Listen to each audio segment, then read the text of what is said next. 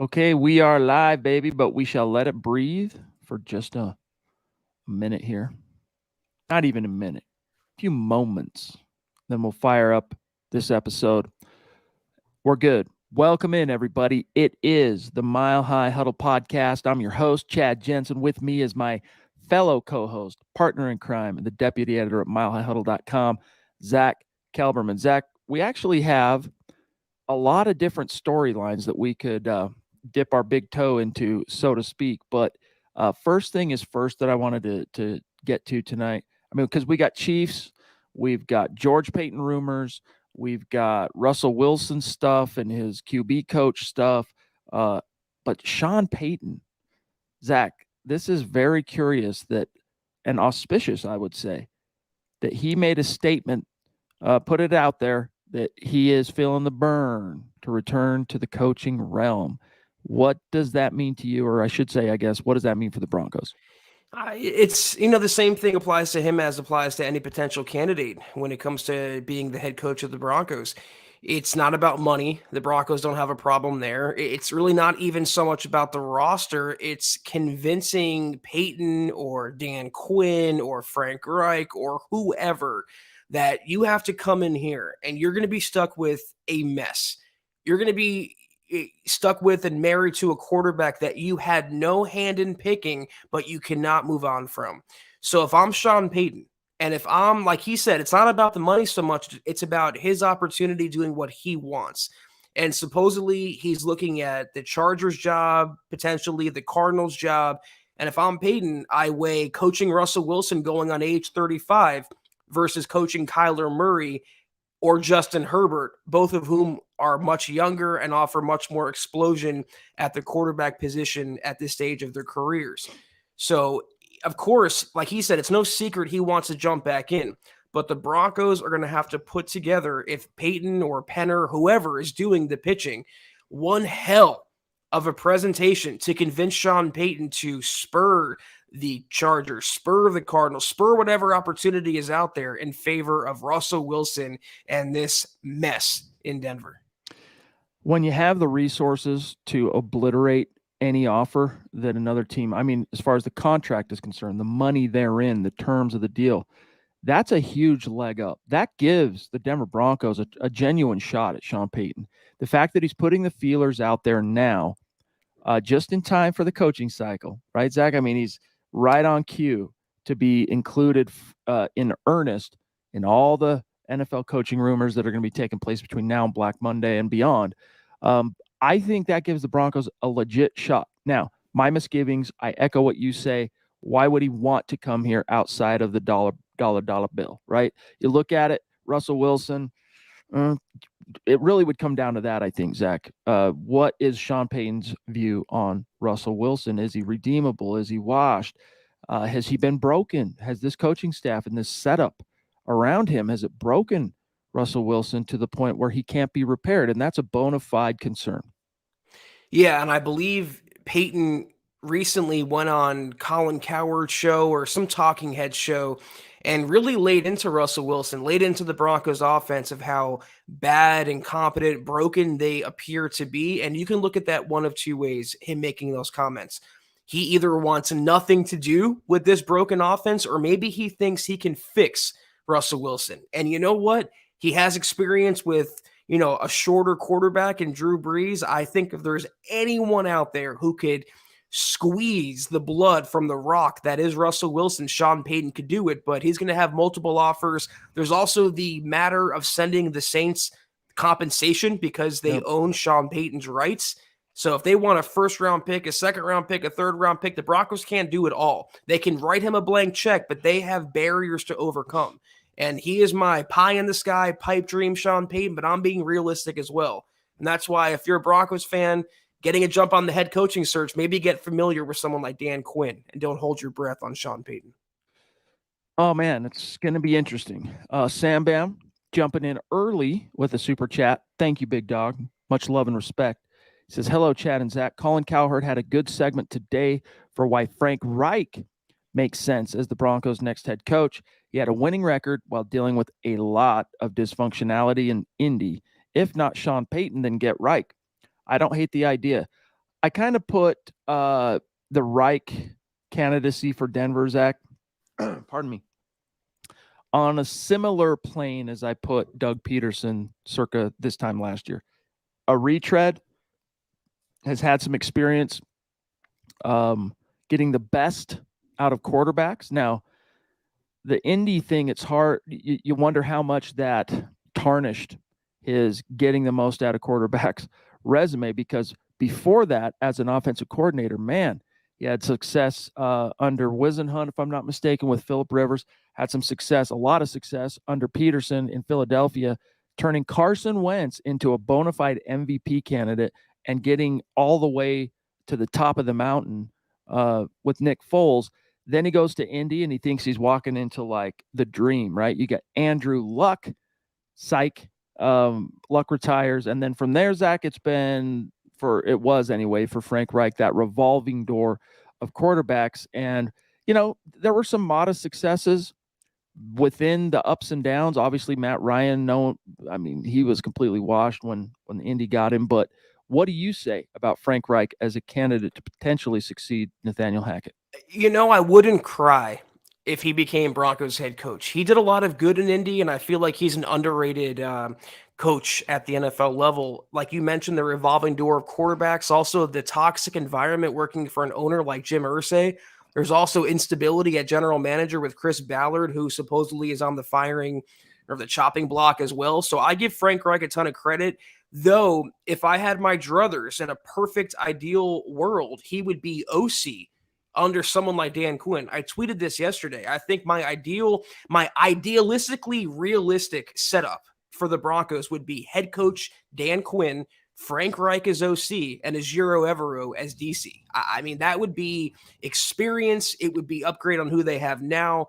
But if Frank Reich doesn't want to settle for an OC job, doesn't want to necessarily repair his value in 2023, if he's up for a head coaching job and the Broncos want to retread, where else could they go if they strike out on Sean Payton? Not a lot of experienced offensive retreads out there. If Frank Reich were to be the guy, I wouldn't shed many tears. Listen to this when it comes to, because it's been so long since the last where a head coach in the NFL was traded. I want to say it was when the Raiders traded Gruden to Tampa. But in a trade, just like with players, Zach, you can include draft picks as compensation, players as compensation. But listen to this. This is according to sportscasting.com. The league's anti-tampering policy states that clubs are not permitted to exchange draft choices or cash for the release of individuals who are under contract with another organization. But it includes a provision that excludes head coaches and other high-level club employees from that prohibition. So in other words, Zach, you want to get Sean Payton out of the clutches of the New Orleans Saints. Yeah, they're going to want their pound of flesh, and it's going to be probably the starting point is a first-round pick. And then from there, which the Broncos have now, it's not the most attractive first-round pick relative to where some of the other teams who might show interest might be sitting currently in the first round. But a first-round pick and guys like the Waltons and the Penners, they can say, oh, and by the way, Saints, here's X millions of dollars also to sweeten the pot, which gives them, again, going back to the bargaining table, an advantage over some of the other teams. We're talking about the 19th richest man in the world, all right, and easily by a long ways the richest man, the richest owner in the NFL. Great point. I was going to make the same. What the Broncos can offer the Saints in a potential Sean Payton trade is not just draft capital, but stone cold hard cash. And if there's any franchise in the NFL that could use cash, it's the Saints. I like what Mickey Loomis does. He really finesses the salary cap, but his finessing is catching up to him, and they're perpetually in salary cap hell. So the Broncos can say, listen, here's a first and maybe even a third round pick. I'd be willing to go that high. If it came down to it, if Sean Payton was on board and money's on a factor, if the Saints want a first and a third, I'm doing it. The Broncos have 2 third-round picks and they have a first rounder. They can also float some cash that other teams might not be able to afford. So again, I'm not worried in any coup or any pitch to any coach about money or capital. It comes down to convincing that coach why he should come and choose Russell Wilson, choose the Broncos over the competition. Plum Bob, what's going on, big dog? Thanks for the super and for being patient. Of course, the Denver Broncos face the Kansas City Chiefs this weekend. It's officially Russell Wilson and Nathaniel Hackett's first swing at the plate of snapping what is now a 13-game winning streak that KC currently owns over Denver. Plum Bob says, watch us win this game. It would be crazy. I wouldn't be completely stunned. I wouldn't be completely shocked, Zach, were that to happen, because this is with Broncos angling for a losing season. Zach, this is their Super Bowl. This is it. Beat the Chiefs, snap the streak. Like, if it doesn't happen this game, then the next game. But this is obviously going to be their best shot to beat the Chiefs. Yeah, but with what firepower? The team is perpetually beat up. They're getting worse by the week. Cortland Sutton's not going to play. They're going to be down to like Jalen Virgil and Brandon Johnson seeing significant playing time. They're going to lean on Albert O even, who's been inactive pretty much since week 5. But oh wait, Albert O has an illness.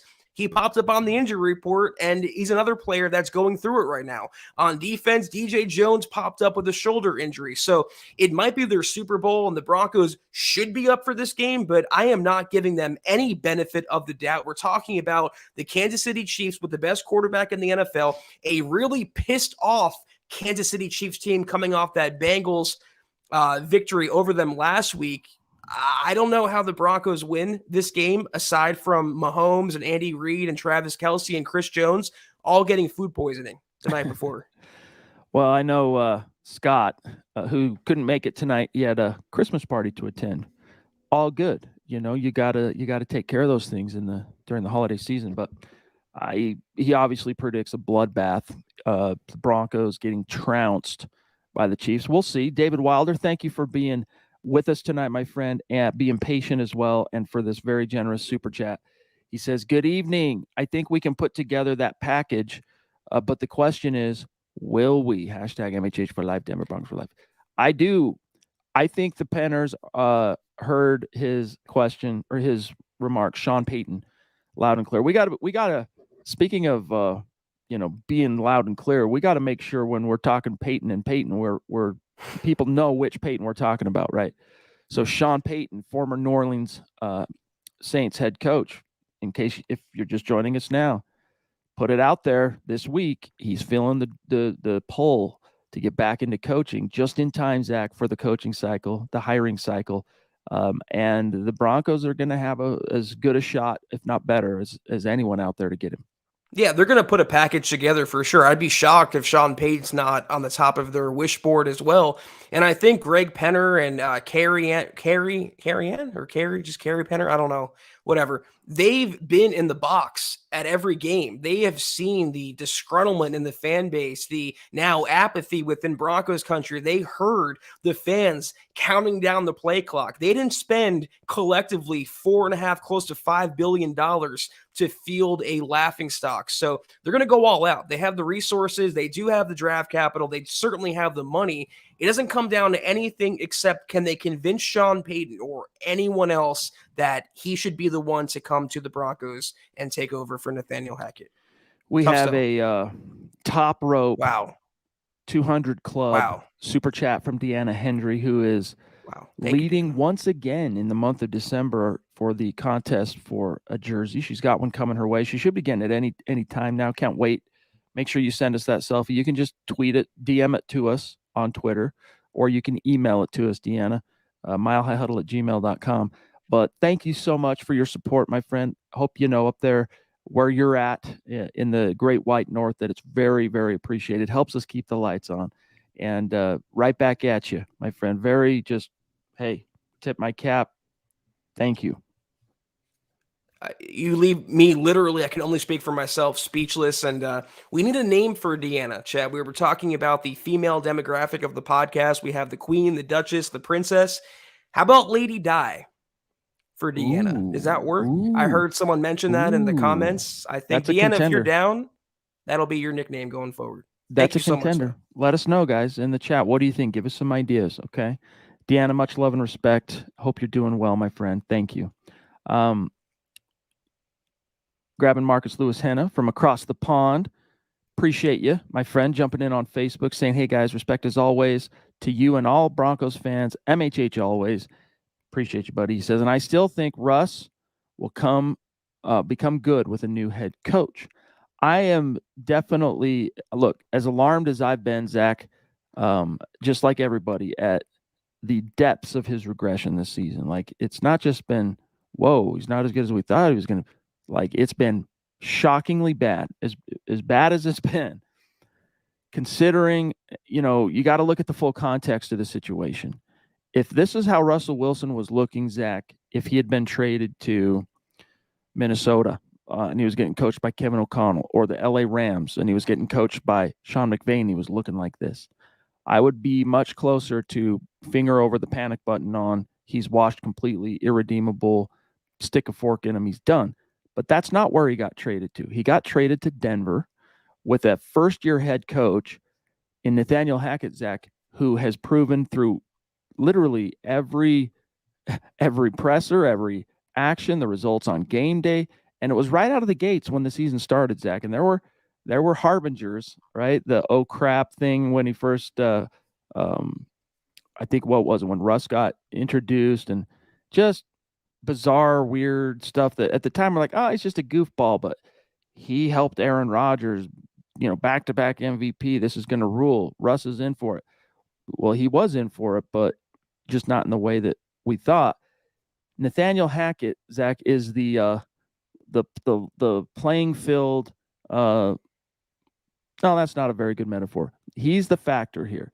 All right. And because I know how incompetent Nathaniel Hackett is, it gives me hope that this is the bigger part of the milieu here is the coaching incompetency, more so than the regression of his talents or father time, etc. What say you? There have been a lot more positive flashes I've taken away from Russell Wilson's play than I have from Nathaniel Hackett's coaching. I can't think of one thing positive that Nathaniel Hackett does right as the Broncos head coach, especially after giving up play calling. I mean, he is literally just a pointless figure on the sidelines. Russell, though, he hasn't been nearly worth $250 million.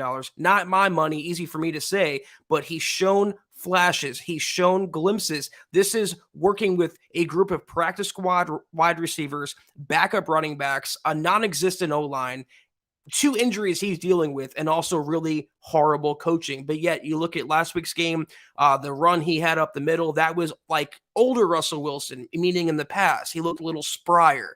He's made some throws when he's had more than a second and a half in the pocket that look like vintage Russell Wilson. I'm not overly encouraged by his play, but I am a lot more from what I've seen than I am Nathaniel Hackett. All we have to do, though, is hope, because the Broncos are stuck with him. They're not stuck with Hackett.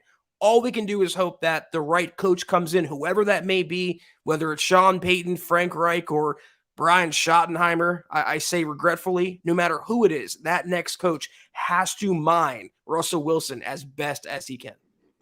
Michael Ronquillo, it's good to see you, buddy. Hope you're doing well. Del Cake, hey, thank you for the super chat.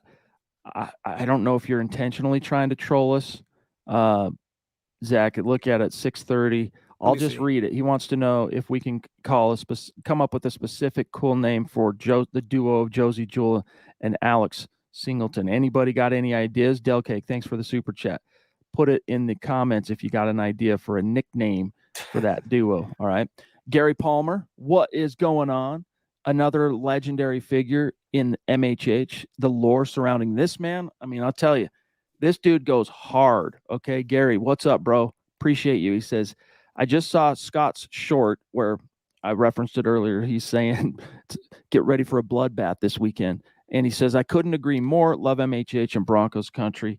Yeah, I'm still kind of marinating, Zach, on how exactly I foresee this game shaking out, because I'm going to predict a loss. Okay.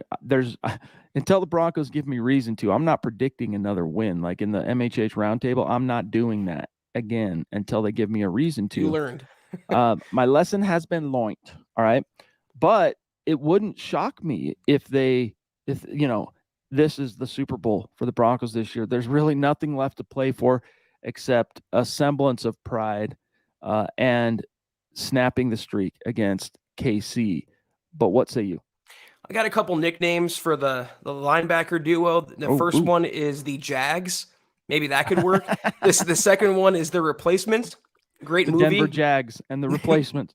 Might not be a great nickname for them, but they're, they are what they are. They're kind of the same player, really good against the run, good locker room guys, but utterly replaceable in pass coverage. In terms of how Sunday's game is going to go, I mean, if the Broncos can't beat anyone, I mean, literally from the Colts to the Ravens to the Titans, backup quarterback, starting quarterback, whatever, how could anyone predict them to beat Kansas City, arguably the best team in the NFL? And again, a very ticked off Kansas City team, though I don't think it's going to be a blowout.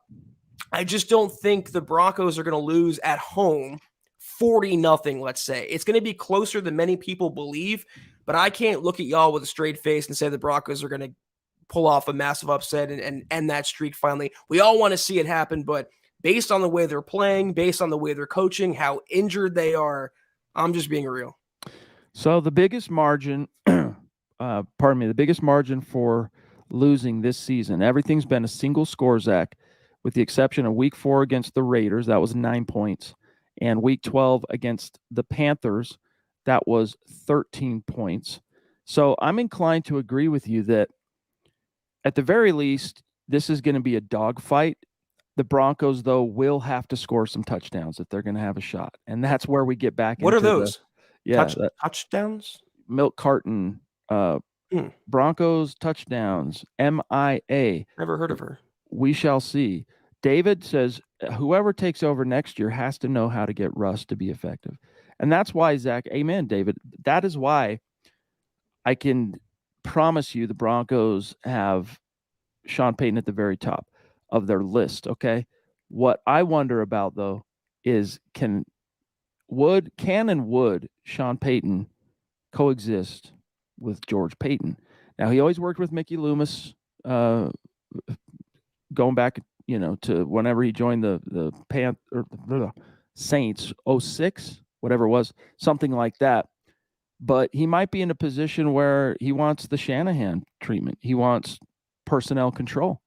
And he's going to be in a position where, look, the Saints don't even pick up the phone if Sean Payton's not telling them, pick up the phone and talk to this team, because he's only going to go where he's retired. So it's not like the Saints can trade him somewhere he doesn't want to go. He'll just say, cool, I'm going to continue making my money with Fox Sports and et cetera. But do you think he would and could coexist with Payton? Because I think the Payton thing actually might be a great combination. You bring up a great point. The fact he coexisted in New Orleans under Mickey Loomis and they worked pretty well together. It's the same argument to be made when you talk about someone like Jim Harbaugh, who, if he would come in, would want that personnel control. And I don't think Harbaugh at all would mix with George Payton or even Russell Wilson for that matter. I think if you bring in someone like Harbaugh, you 86 George Payton as well, I think you could coexist. There would be a coexisting relationship between Payton and Payton. This is going to be confusing going forward. But if he has all the leverage, Sean Payton, and if he says, listen, the only way I'm accepting this job is if you fire the GM and give me that responsibility, then what do you do if you're Greg Penner? I would probably, as much as I love George, I mean, Sean Payton is the catch of a lifetime. Yeah, I'm probably giving into that demand. The problem is George he does a pretty dang good job picking the groceries, but he can't cook. So that's a problem. He can't cook. Sean Payton can cook. And it might not even be a thing where he's like, I want personnel control because I want to be the guy that makes all of the personnel decisions. It might just simply be, I want final say. Final say, exactly. And I want my guy, a guy I know and have worked with or whoever it might be that I trust to kind of be my GM in the same sense that John Lynch is in San Francisco, right? Kyle Shanahan has the final say. Now, is he the guy grinding the tape for the draft, grinding the tape for the free agent pool? No. But when push comes to shove, the final say is Kyle Shanahan's, even though nominally, in name only, John Lynch is general manager of the Niners, and then we'll grab Deshaun. It could be a case as well, like what the Raiders did with the John Gruden and Mike Mayock setup, where Right. Mike Mayock was the GM on paper, but it was John Gruden calling the shots, and he had Yep. final say in personnel control. So, in an ideal world, if you give me a Peyton ticket, man, I am riding the Bronco stock to the freaking moon. But if it came down to it, where you got to axe George to get Sean, as tough as that would be for me as someone who's almost building the statue or was building the statue for George Paton, I'd probably have to say, listen, we gave it a good run for 2 years, but we got one of the best head coaches in the NFL who's probably going to fix Russell Wilson. And we've had conflicting reports on what future awaits George Paton. I know which one I trust more. Jason La Canfora put out a piece earlier this week citing multiple front office sources who think he's on notice, like if they fire Hackett, then Peyton's out the door with him. But then Schefter on the radio today, Adam Schefter, ESPN, the most famous and plugged in NFL insider on the planet, said no, he's not going anywhere. So for what it's worth, we'll see which one of those. And look, La Canfora, good dude and all, but on these matters, when it's conflicting in this way, I'm going to err on the side of Schefter, who has long-standing ties to the Broncos. He had a Yep. job out in Denver. So, yeah, I mean, I'm taking Schefter's word for it, and it's probably the right call, Chad, if you're not going to land a coach like Harbaugh or Peyton who would want personnel control and make that demand. I'm keeping George Paton around. His eye for scouting, like you said, his drafting, his personnel management. You could say what you want about Russ and Hackett, but otherwise, I think he deserves one more chance to pick the next head coach who he would be directly tied to. Deshaun, thank you for your patience, big dog, and thank you for the super chat. He says, "What would be a better situation than, what would be a better situation, Dan Quinn and Brian Schottenheimer, or just Sean Payton?" I think it's a fair question. All right, because of Zach, the history that Wilson has with both those two coaches. Right, Dan Quinn. Russ was on the same squad with Quinn to open his career in Seattle, and then of course he worked with Schottenheimer and produced some of his best seasons. Although there were rumors that they didn't get along or that Russ pushed for him to be 86th. Meanwhile, Sean Payton, his resume speaks for itself, Zach. But what's your answer for Deshaun? Well, people asking about the score of the game, by the way, the Raiders are playing the Rams, and the Broncos will see the Rams later on Christmas, actually. It's 7-0 Raiders. I would probably take, Sean Payton as the head coach because you're probably at that point keeping Ejiro Evero around. So if it's Dan Quinn and Schottenheimer versus Sean Payton and Ejiro Evero, I mean, all day, every freaking day, give me the latter. I wouldn't be mad if it was Dan Quinn because he's a true leader of men. He has the same passion as Nathaniel Hackett, but he's not afraid to get in someone's face and shoo them out. He's the antithesis of Hackett in that sense, and he would keep the defense in place and add to it, help Evero, keep Evero, whatever. He'd have to nail the OC hire, though, and I'm not exactly crazy about Brian Schottenheimer, even going back to his days as the Jets OC. A lot of what you don't like about Hackett in terms of his play calling, that's been the criticism about Schottenheimer. And yeah, he has familiarity with Russ. He coaxed 2 big seasons out of Russ, 2 or 3, whatever, but there are reports that they butted heads in Seattle. So would you want to bring in a coach who Russell Wilson didn't like and maybe risk repeating that same scenario? I don't know. Phil, thank you for the stars, big dog. Happy holidays right back at you. We appreciate your support. As you know, my friend, hope your family is doing well right now, my dog. Sam Bam jumping in with a number 2 super chat on the night, saying, how much competition would the Broncos have for Sean Payton? If the Chargers go 10-7 and make the playoffs, do they move on from Brandon Staley? I doubt it. Who else could you see going after Payton? Zach, there's rumors, Arizona Cardinals.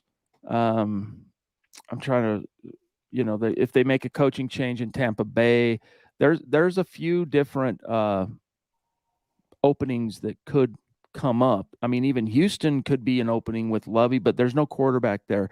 Wherever he goes, he's gonna land somewhere where there's either a young quarterback, Zach, who's shown some kind of a propensity, like a little bit of shine to his name, whether it's a couple of Pro Bowls, a Kyler Murray, or a Justin Herbert, who's viewed as like one of the biggest wastes in the NFL because he's so damn good, but the team just goes nowhere. or even in Denver. I would qualify Denver on that same list because a proven commodity. When Sean Payton got Drew Brees, Brees was he 2000 or 2001? Either way, he got him in year 6. Okay.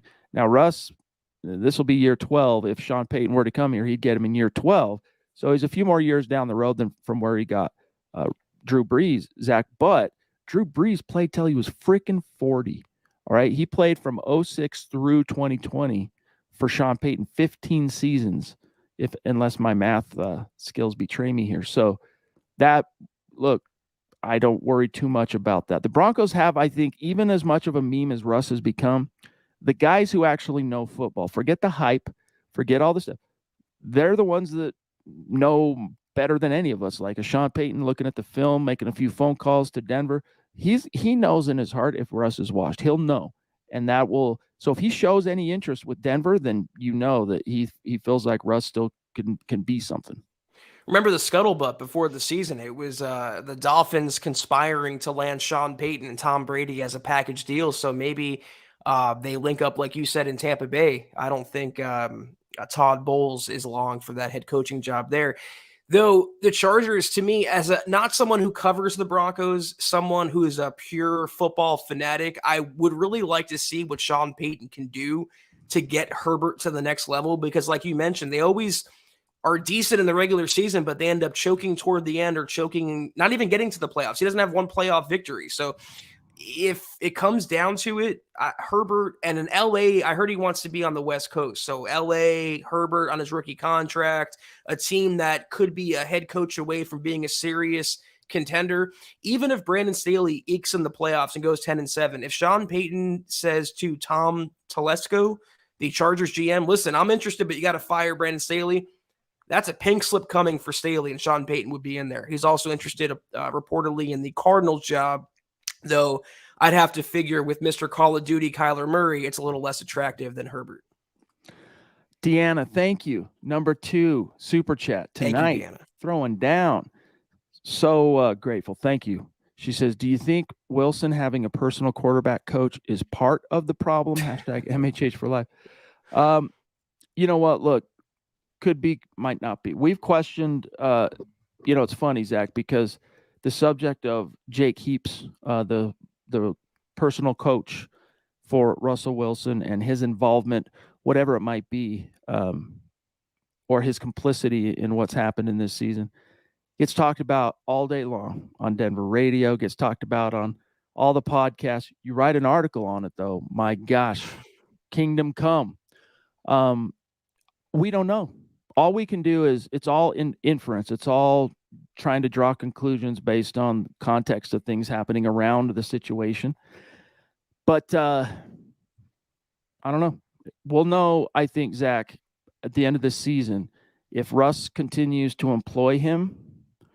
Well, we'll see. I don't know. I don't want to say too much on this subject because this was a little bit of a firestorm yesterday. Yeah, Deanna, who one person suggested the Empress as a nickname for Deanna. So if you're down, then we're down with that as well. If you want to check out Luke's article at the website, it's up. It's been up. It's caused a lot of traction, good and bad, on the interwebs and social media. I just think it's one of those things where if the Broncos were winning and Russell Wilson wasn't playing like a dumpster fire, no one would be talking about Jake Heaps, at least in a negative light. And I think blaming the personal quarterback coach is a little short-sighted when the major glaring issues are smacking you in the face. I think a bigger factor for Russ is the offensive line that's giving him literally half a second to throw on every drop back. The 2 injuries he's playing with, the practice squad and backups to the backups that are his supporting cast, the play calling, the coaching or lack thereof, the overall vibe and atmosphere of the team. Those are all tangible reasons as to why Russell Wilson, and maybe also a physical decline on a 34-year-old quarterback now who's no spring chicken, or maybe something psychologically, something mentally, his exit from Seattle. Those are all legitimate contributing factors to his downward trend this year. Jake Heaps is like 15th on that list to me. I think, considering the fact, Zach, that we know that he left a job in Seattle on ESPN radio, which was a part-time income. I think he made more than part-time money, but and then also working part-time for Russ in Seattle to move with Russ to Denver for a full-time position. That in and of itself combines, Zach, with what we know of how it's been carte blanche for Russ. I mean, they gave him his own office in the building. From what we've heard from Nathaniel Hackett, co-authoring the offense and all this. I think it's fair to wonder. I think it's fair to query whether or not that involvement of that quarterback's coach on a full-time basis, when you have a staff of coaches, head coach, quarterback's coach, offensive coordinator, etc., could be muddying the water. I think it's fair, all right, to ask that question. Dave, thank you, bro. It's good to see you. He says, can't compete. Deanna, hashtag beat the Chiefs. Go Broncos. Dave, you're a stud, dude. You're a stud. We appreciate you. How about this one, Zach? I want your answer on this from KB. What percentage of a chance do you give Russ to bounce back to Pro Bowl level in the next 3 years? He says, I give it 60%, but it's dropping by the game. Pro Bowl level, man. Going on 35 years old, which is what he'll be next season. Pro Bowl, I would settle for just league average at this point because he's like the QB 33 out of 32 starting quarterbacks in the NFL somehow.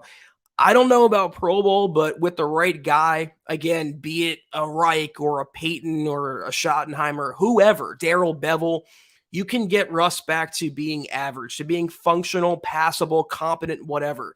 And we've said, Chad, on this podcast for years now, not just this year, but like for 4 years at least, the Broncos with their setup, with their defense and their roster overall, it'd be nice, but they don't need an all-pro quarterback. They don't necessarily need a Pro Bowl quarterback. If they had just average play under center, if they had average offensive output, 18 points a game, 19 points a game, you're going to win a lot more ball games. So I have more confidence in getting to that bar first, just league average, than I do the Pro Bowl. We'll go from there.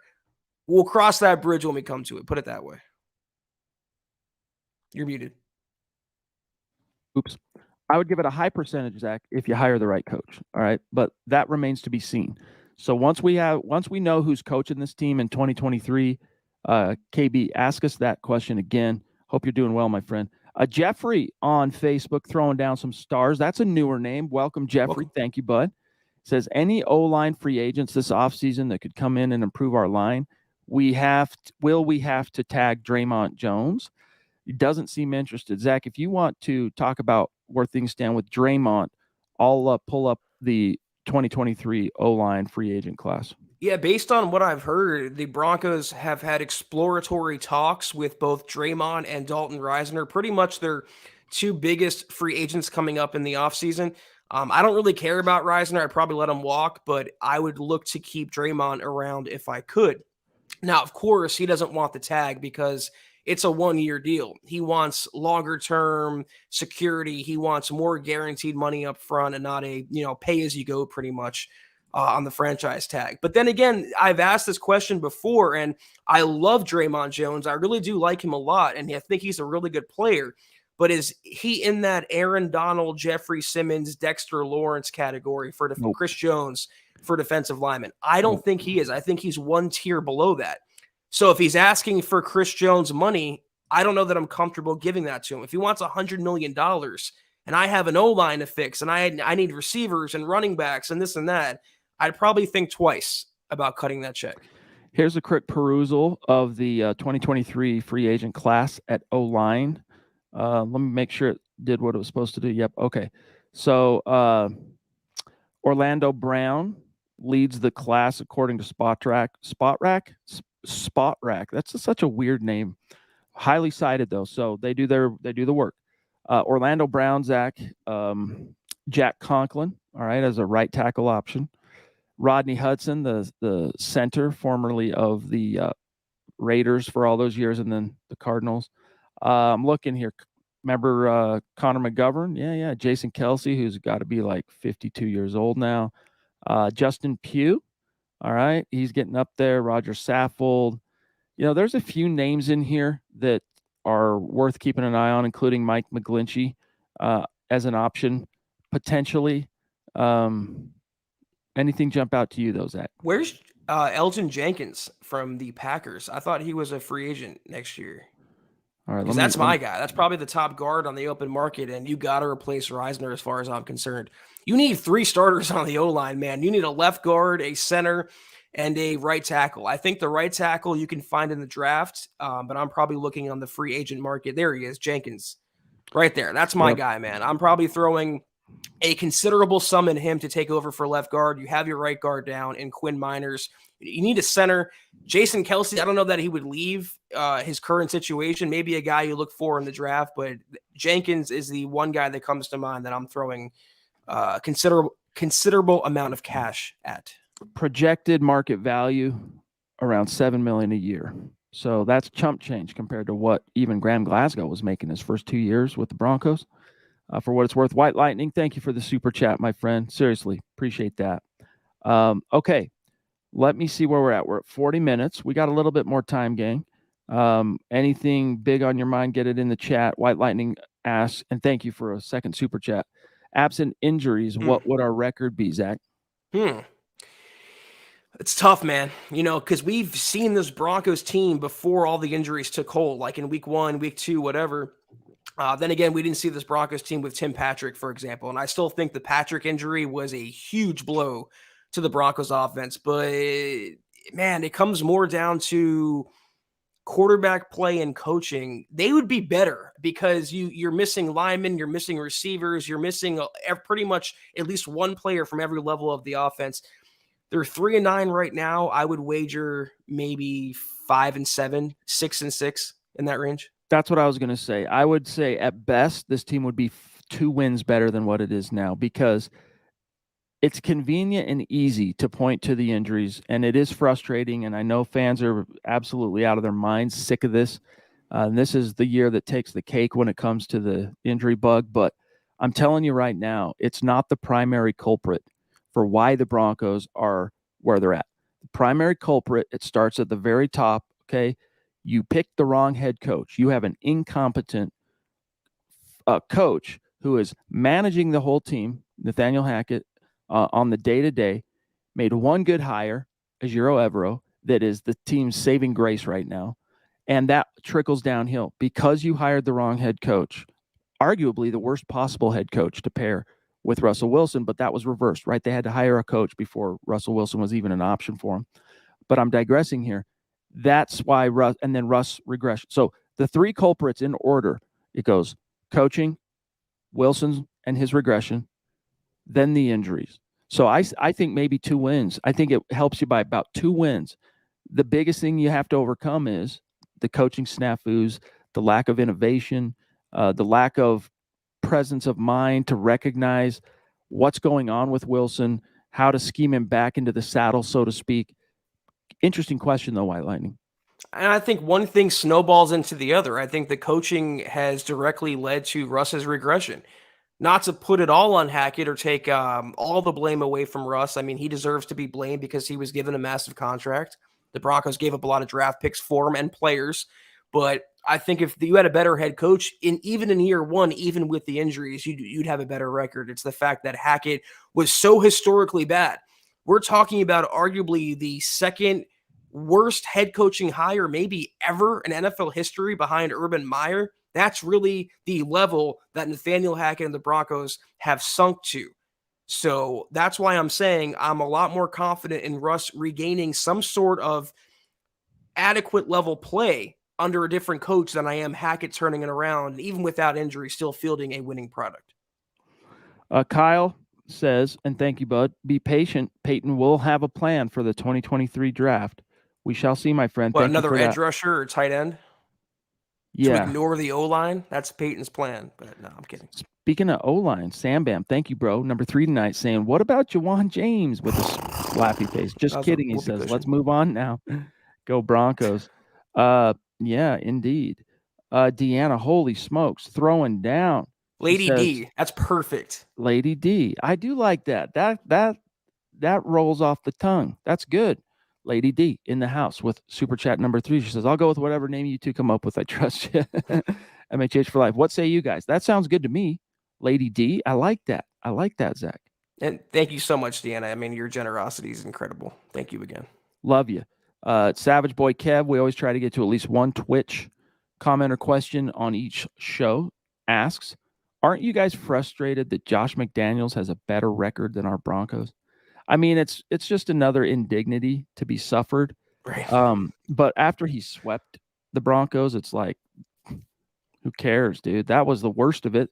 Josh McDaniels came back as a head coach of the Raiders and swept the Broncos. End of story. I mean, again, coaching staff, goodbye. Paton, thin ice. Russ, we're changing crap up. It's going to be different sheriff in town that can whip things into shape next year because all of the factors are just ridiculously off kilter, embarrassing. It's bad. Yeah, I think the worst indignity, you mentioned the sweep, that was bad, but the fact that the first Raiders victory over the Broncos saved McDaniel's job, and maybe even the sweep as well saved him from getting fired. I'm not too concerned about what he's doing over there in Vegas. I think a bigger part of the resurgence is the fact that some of their players are underrated in Broncos country and in the NFL landscape. Derek Carr is a much, much better quarterback than he's given credit for. Devontae Adams is playing ridiculous even without Aaron Rodgers. And Josh Jacobs, man, the guy can win the rushing crown this year. You put all that together, and even without Darren Waller, even without Hunter Renfrow, they have a very explosive offense, and it is what it is. And probably the best defensive player in the NFL right now, Max Crosby. Just saying. Ashish. Thank you, bud. This head coach and quarterback are not made for this team. No emotion at all. Did you guys see Derek Carr frustrated and cry on a press conference weeks ago? And Hackett keeps saying that we are doing some good things and he's happy with guys stepping up. Maybe he forgets how many games this team has won lately and points scored. Yeah, we saw that from Derek Carr. I mean, he cares about what's going on. If he would have done that on the bench at Mile High Stadium, like Paxton Lynch did, crying on the sidelines in the black hole, then he would lose some points. All right. But yeah, it's a bad fit, dude. Say what you will about what talent and ability remains within Russell Wilson. The worst possible head coach that you could have hired in that cycle, that was the names at the forefront, you hired. And you know what? It's unfortunate, Zach, because it's not like George Paton landed Russ and then got to go hire a head coach. It was the other way around. Hired a head coach and then had the opportunity to get Russ. But that head coach that you hired, I mean, this is the guy this was the forefront guy that everyone wanted, Zach, as far as the offensive minded. Last at the table guys were Mike McDaniel, oddly enough, who's crushing it in Miami. And even Kevin O'Connell, I think, Zach, took a back seat in terms of, at least based on my media contacts and people I've talked to, most of the demand, all right, was toward Nathaniel Hackett. All right. And when he went with Denver, then the other dominoes fell. And then Minnesota hired O'Connell and Miami hired McDaniel, and the other hirings fell into place. But it just ended up being a very, very bad combination. Nathaniel Hackett for the team, period, but especially as it relates to how Russell Wilson can play it to his best. Well, here's why it was so bad, and here's the elephant in the room. The Broncos hired Nathaniel Hackett to woo another quarterback, and it wasn't Russell Wilson. They wanted Aaron Rodgers. That's why they hired his former crony in Green Bay. They thought they could lure him away from the Packers. And when that didn't happen, they pivoted to plan B, which was Russell Wilson. And failing that even, they tried to make Russell Wilson into Aaron Rodgers. Exactly, Alec. That's exactly what they did. And they tried to make the Broncos offense, not the Seahawks offense, which was successful for us. They try to make it into the Green Bay offense, which is predicated on long developing routes, precision timing with his receivers and the quarterback, and also the O-line holding up for longer than necessary. The Broncos have none of that. And they went away from what Russ does best or did best in Seattle to try to, I guess, overcompensate for not getting A-Rod. But you're right, Alec. That's exactly why they hired Hackett. And we pretty much should have known then, when the A-Rod thing fell through, that this marriage was forced. It was an arranged marriage, Chad. And how often in real life do those things work out? Not very often. Back in the day, before the world had technology, I guess it worked out because people didn't know any better. By the way, I'm seeing Big T, Travis Weber, in the chat. Just wanted to give him a shout out. It's good to see you, big dog. Guys, we're out of time. I mean, we could, if you want, we can go through the head-to-head. But honestly, we stopped that last week.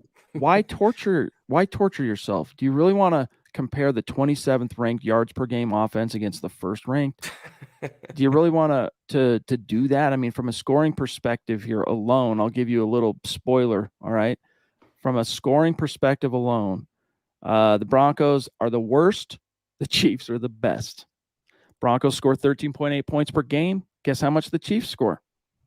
29.2. We ran out of reason to do, unfortunately. It's not that we're not going to break down the game and what happens and all that stuff. Yes, absolutely. But why brutalize ourselves? Whoops, I clicked on the wrong. Any more than we absolutely have to, Zach. It's also Andy Reid versus Nathaniel Hackett. I mean, story's over, period, point blank. That's the major disadvantage. That's the major head-to-head you need to know for this game. I don't like the Broncos odds. I'm with Chad. I mean, we'll have the roundtable article coming out tomorrow, as every week we do on Fridays, but I can't look at you guys and predict a Broncos upset until they give me any reason to think they can even score a touchdown. I'm not picking them to win many games from here on out. I mean, for crying out loud, Mahomes has 3,800 passing yards. Wilson has 2,500. Okay. It's just depressing to look at the comparisons. I'm sorry. I'm not going to do that to you guys. All right. It's JV versus varsity. I mean, why even get into it?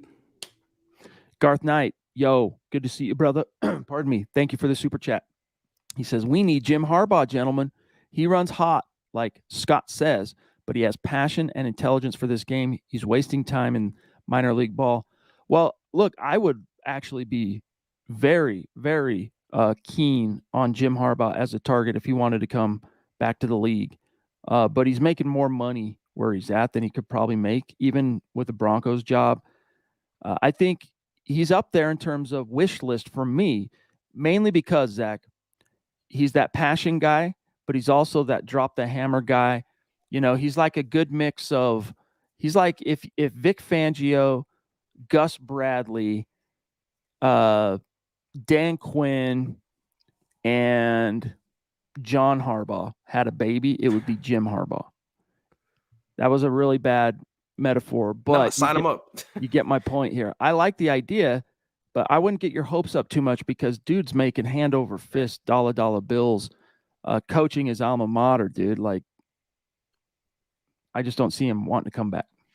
Yeah, he's also unequivocally stated that he will be back with the Wolverines in 2023. I mean, take that for what it's worth. But he's a huge fish in a small pond right now.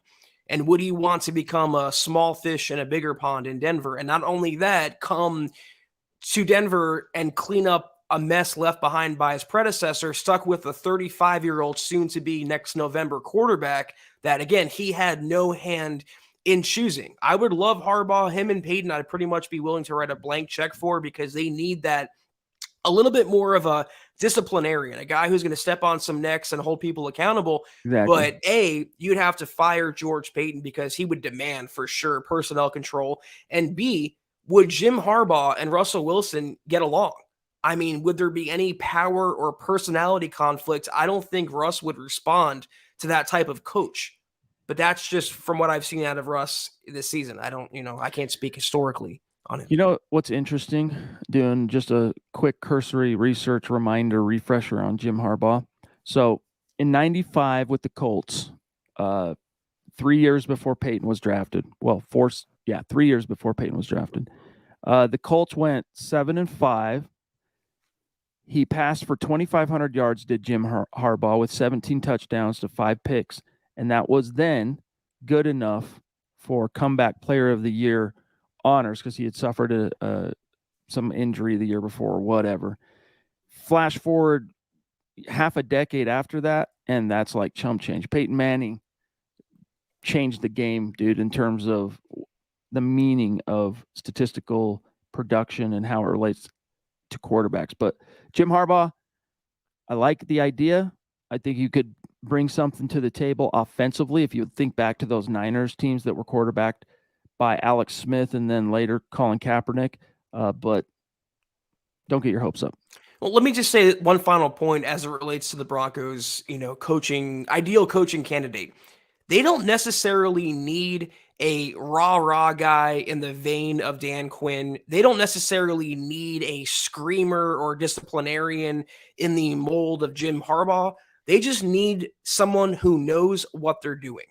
They need someone who's going to be a leader, a coach of the entire team, preferably with an offensive background, but even not, they can hire the right guy with the offensive background to get the most out of Russell Wilson. They just need a true coach, a competent coach who knows what he's doing and has a feel for what he's doing. If they nail that hire, they're going to be in a much better position than they are now. Not saying much, but that's where we have to look at. By the way, guys, before we sign off for this evening, got to remind you, go follow us, the new MHH channel on TikTok. We have some huge plans for that. I just put the link in the chat. Go give us a sub, a follow over there, and help us grow that. Once we get it to even modest scale, we have some really cool, unique individual plans for what we're going to be doing with our TikTok content. So smash that link, guys. It's in the chat, and go follow the account. But we're going to sign off for tonight. Yeah, that was the Mile High Huddle podcast. Thank you all for tuning in with us, interacting with us on this Thursday evening, getting you guys ready for the Broncos Week 14 matchup against the Kansas City Chiefs, which should be a fun one. I can just see it now. Be sure to follow us on Twitter if you're not already at the MHH Pod, the main account on Twitter at Mile High Huddle, Chad at Chad and Jensen, myself at Kelberman NFL, and even though he's not here, follow Scott at Scout Kennedy. If you guys want some merch, I'm not rocking any. I'm being a bad co-host tonight, but Chad is rocking that with gusto. Go to huddleuppod.com if you want what Chad's wearing, anything we have in our inventory. Check it out on the website and facebook.com/Mile High Huddle Pod. Be sure you're liking that page and following that page. And go to Apple Podcasts and leave your football priest a 5-star review for a chance to win some of that sweet, sweet merch each and every month. But if anything, guys, is usually ticking below you, or I'll tell you now if you're listening on an audio-only version, be sure you're subscribing, liking, and sharing this video and every video you see on the MHH channel. It really helps us grow and reach more Broncos fans just like you. By the way, Patrick, thank you for the stars, big dog. Yeah, we'd like some coffee. Shoot us an email, milehighhuddle@gmail.com. We can tell you where to send it, big dog. Thank you. Appreciate you guys. Keep your chin up because we're on the home stretch. Who knows? Maybe the Broncos shock the world and bring something formidable to the table against the Chiefs. Nobody's betting their mortgage on that. That's for show. And all these rumors, what's going to happen with Russ? What's going to happen with George Paton? What's going to happen with the coaching situation? What about Sean Payton? Man, we're going to be here to break down every possible angle surrounding each and every one of those topics as this 2022 campaign comes to a close, and we're looking forward to doing that alongside each and every one of you. So thank you for being with us tonight. Those of you listening after the fact, we love you too. Much love and respect. Yeah, this is a new low for me personally, Chad, watching the Raiders score touchdowns, forcing turnovers. I mean, dilly, pit of misery. But we're off until Sunday. We will have the gut reaction for the Broncos-Chiefs game. Have a great start to your weekend. Take care. And as always, go Broncos.